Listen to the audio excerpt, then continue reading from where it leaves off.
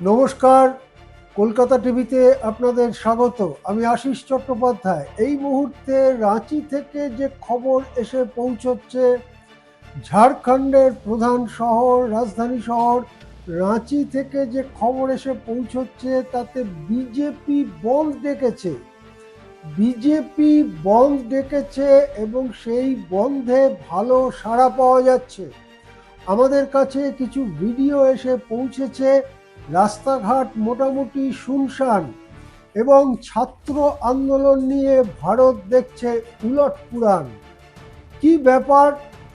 গতকাল 10 আগস্ট ছাত্ররা মিছিল করে যখন বিধানসভার দিকে যাচ্ছিল, তখন একটা পয়েন্টের পরে পুলিশ তাদের ওপরে লাঠিচার্জ করে, পুলিশ জলকামান চালায় এবং সেই ছাত্রদের ওপরে অত্যাচার করে বলে অভিযোগ ওঠে।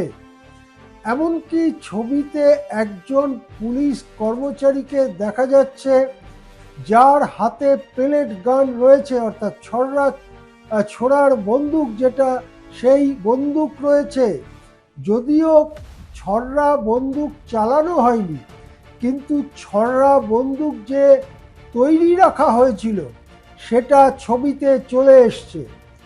এর পরেই এটা নিয়ে দেশের নানান প্রতিক্রিয়া দেখা দেয়। এমনকি রাহুল গান্ধী, যারা এই ঝাড়খণ্ড মুক্তি মোর্চার সঙ্গে জোট সরকার চালাচ্ছে, সেই কংগ্রেসের নেতা রাহুল গান্ধীও বলেন ছাত্রদের কথা মন দিয়ে শোনা দরকার, আলোচনা করে সমস্যার সমাধান করা দরকার, তাদের ওপরে বল প্রয়োগ করা উচিত নয়। প্রসঙ্গত বলে রাখি, ছাত্ররা ঝাড়খণ্ডে বেশ কয়েক সপ্তাহ ধরে আন্দোলন চালাচ্ছে। কি নিয়ে আন্দোলন? যে ঝাড়খণ্ডের যে পিএসসি আছে, পাবলিক সার্ভিস কমিশন, এবং যে এসএসসি আছে, স্কুল সার্ভিস কমিশন, সেই সব কমিশনের পরীক্ষা এবং নিয়োগের ব্যাপারে বিরাট বড় দুর্নীতির অভিযোগ, বেনিয়মের অভিযোগের বিরুদ্ধে সোচ্চার হয়েছে ঝাড়খণ্ড রাজ্যের হাজার হাজার ছাত্রছাত্রী। তারা এতদিন ধরে অবস্থান করছিলেন, মিছিল করছিলেন, প্রচার করছিলেন। অবশেষে তাদের বিধানসভা অভিযানের কর্মসূচি ছিল গতকাল 10 আগস্ট সোমবার। সেই মিছিলের ওপরেই ঝাড়খণ্ডের পুলিশ অত্যাচার করেছে, কিছু ছাত্র আহত হয়েছে এবং ছাত্রদের ছত্রভঙ্গ করে দেবার জন্যে পুলিশ যথেষ্ট বল প্রয়োগ করেছে। এই জায়গা থেকেই প্লটটা ঘুরে যাচ্ছে। যে বিজেপির বিরুদ্ধে ককরোচ জনতা পার্টির মূল আন্দোলন ছিল, যে ছাত্র আন্দোলনকে বিজেপি নেতারা নানান কটূক্তি করেছিলেন, এমনকি কেরালার একজন বিজেপির শীর্ষ বুদ্ধিজীবী নেতা, তিনি বলেছিলেন তার হাতে ক্ষমতা থাকলে কারফিউ জারি করে গুলি চালাতেন ওখানে।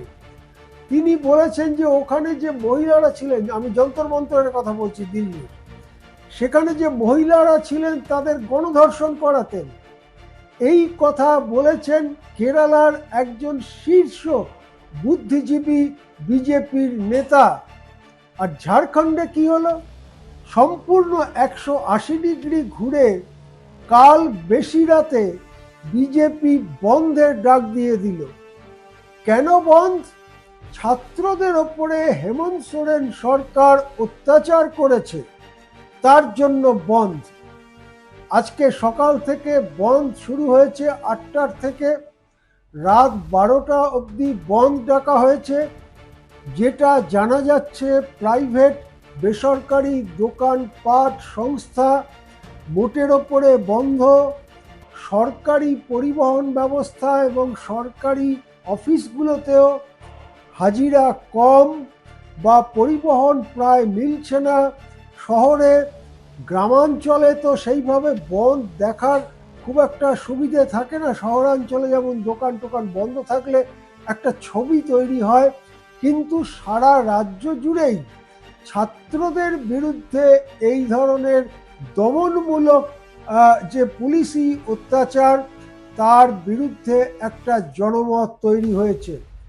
রাহুল গান্ধী জোট সরকারের মন্ত্রী, হেমন্ত সোরেনের সঙ্গে ঝাড়খণ্ড মুক্তি মোর্চার সঙ্গে জোট সরকারের সঙ্গী, তিনিও এর বিরোধিতা করছেন। আবার দেশের শাসক দল বিজেপি, তারাও এর বিরোধিতা করছে। এর ফলে কেবলমাত্র বন্ধই নয়, ঝাড়খণ্ডের রাজনীতির মধ্যে শুরু হয়েছে চোরাস্রোত।